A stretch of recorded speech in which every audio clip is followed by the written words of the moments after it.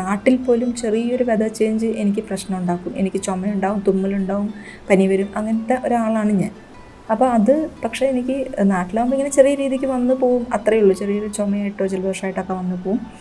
ഇവിടെ വന്ന് ഇവിടുത്തെ പെട്ടെന്നുണ്ടായ ക്ലൈമറ്റ് ചേഞ്ച്, ഞാൻ വന്ന് പെട്ടെന്നാണ് ഇവിടുത്തെ ക്ലൈമറ്റ് വെതർ മാറിയത്. അപ്പോൾ എനിക്കത് ഭയങ്കരമായിട്ട് എനിക്ക് ചുമയായി, ജലദോഷമായി.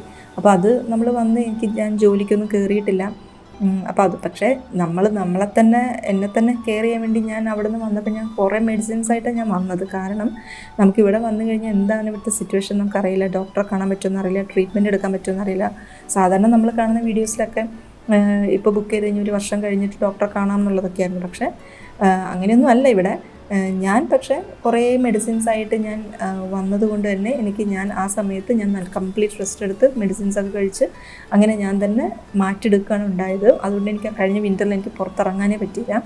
പക്ഷേ ഇപ്പോൾ ഞാൻ കോൺഫിഡൻ്റ് ആയിട്ട് ഞാൻ പുറത്തേക്ക് ഇറങ്ങുന്നതിൻ്റെ ഒരു കാരണം എന്ന് പറയുന്നത്, ഇപ്പോൾ ഞാൻ വർക്ക് ചെയ്യുന്ന കമ്പനിയിൽ അവർ നമുക്ക് എന്തെങ്കിലും അസുഖങ്ങൾ വന്നു കഴിഞ്ഞിട്ടുണ്ടെങ്കിൽ അവർ നമുക്കൊരു കാർഡ് തരും, ഒരു ഡോക്ടറെ. അതായത് ആ കാർഡും കൊണ്ട് ഇവർ പറയുന്നൊരു ഡോക്ടറെ അടുത്ത് നമ്മൾ പോയി കാണുവാണെങ്കിൽ നമുക്ക് ട്രീറ്റ്മെൻറ്റ് എടുക്കാൻ പറ്റും. അവർ നമുക്ക് മെഡിസിൻസ് തരും, എല്ലാം ഫ്രീ ആണ്, പൈസയൊന്നും കൊടുക്കണ്ട.